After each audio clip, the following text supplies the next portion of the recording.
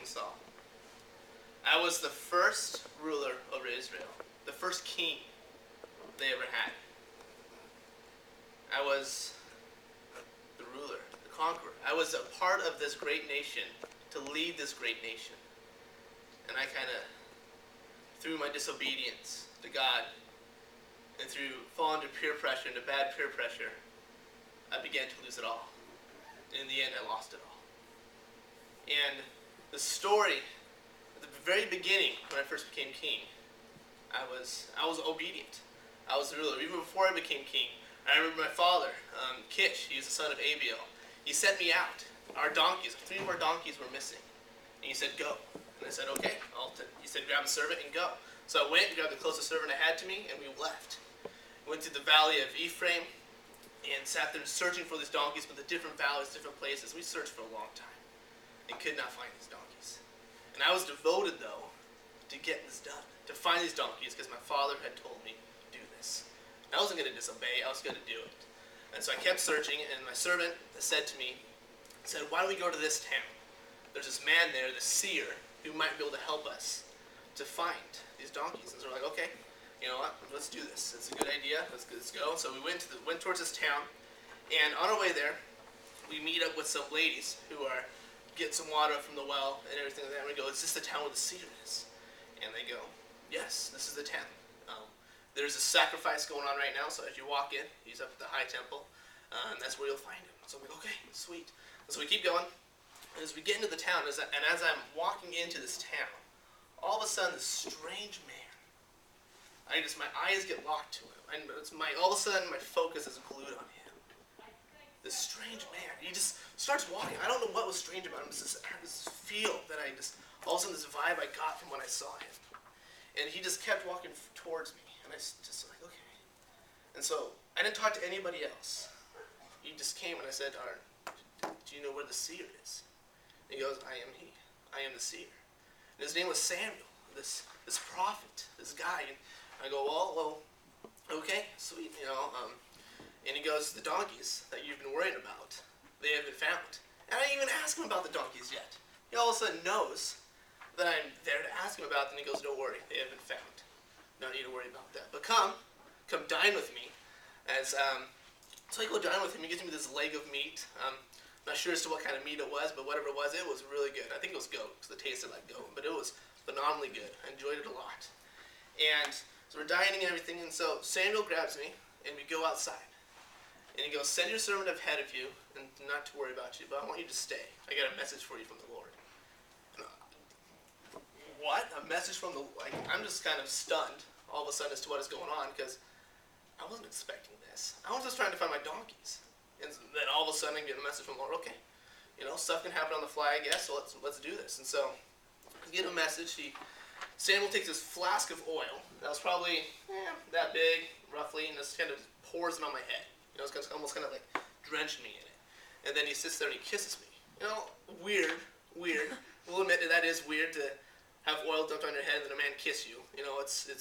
Well, okay. So I just went with it. He said, I have a message from the Lord. And he goes, you are to be king over Israel.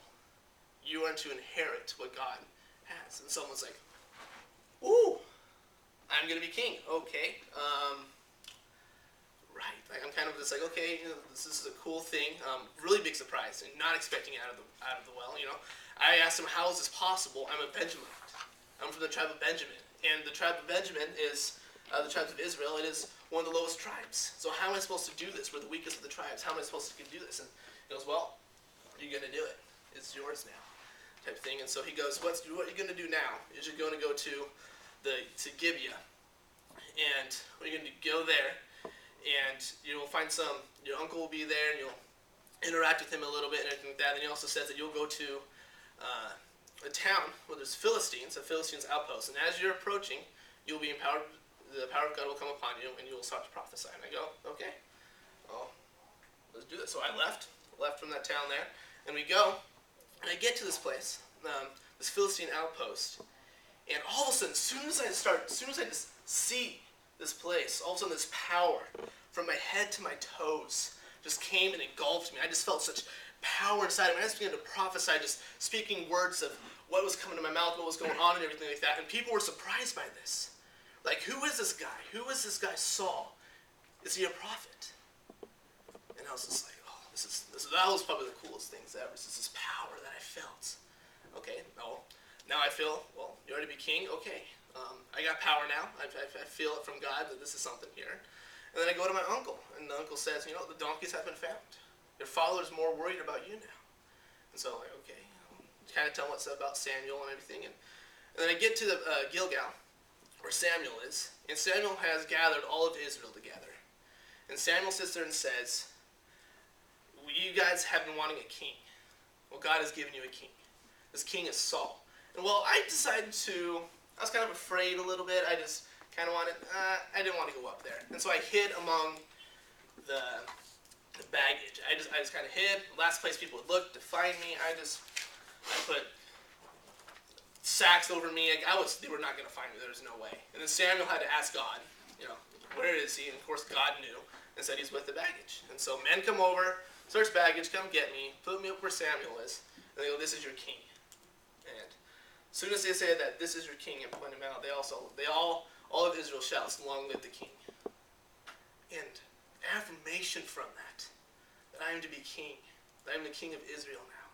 I just felt so humbled, but yet I just felt like this is supposed to be it. Now this is what I'm supposed to do now. I felt ready now to do this. And the first act that I did, so I obeyed all this time and everything like that. I've done this, and first thing is that Jabesh Gilead is being kind of attacked by the Amorites. They're threatening Jabesh Gilead, and so I decided to, I heard about this, and I got enraged. I was so angry with what was going on that I decided to cut up all my oxen that were around me. Cut them up, and I sent messengers out to all of Israel, saying, if you do not come and follow me and Samuel, you will be killed like this ox. And so all of Israel came together. I had 300,000 men with me, and we go through, and we just go through, and in the middle of the night we kill all the Amorites. Slaughter them. They're gone. And we rescue Jabesh Gilead. Now as a king, I'm feeling such, this is good. I like what's going on here. I feel as though I'm doing what I'm supposed to be doing. I'm doing my duty. I'm being obedient. I'm doing this. I'm being the king. I'm protecting my country, protecting people that are underneath me. Everything's going well. And at this point, this is where some stuff begins to fall. I decided to go attack a Philistine outpost. I go and attack this Philistine outpost, and everything's going good. Now war's upon me now. Wars and everything. And I'm supposed to wait for Samuel to give a sacrifice, a burnt offering towards God, because I need the Lord's favor before we go into battle. And before before we fight the Philistines who are gathering up and everything. And I'm supposed to wait, and I don't know where Samuel is. It feels as though Samuel's taken so long to get here, get to this place where this battle is about to be taken. And don't know I'm just getting frustrated and furious. And all of a sudden my men begin to scatter. They begin to leave. And it's just like, I gotta do something. So I do the burnt offering right then and there. I get it going, and right when it gets done, literally, right when I'm done doing this, guess who walks up? The worst timing in the world. Guess who walks up is Samuel. And Samuel is a friend of mine and stuff and everything, but he is mad with me. He goes, you did not wait. And because you did not wait for me, your reign will be shortened. You'll no longer reign over Israel. And so, it's like, no. I was getting like worried or whatnot. We still had the battle that we had to do, but then Samuel tells me this, and we still got to fight, and so we fight and go against the Philistines and everything like that. And then what Samuel said, so I'm just kind of like, okay, I've disobeyed a little bit. I'm thinking I'm okay. I'm okay. I'm still king. Nothing's going wrong right now. We're beat the Philistines. This is good. And then the next thing to where I fell hardcore. I just fell under pressure and just disobeyed. One of the worst ways is we were going to fight the Amalekites. The Amalekites kind of Israel came out of Egypt.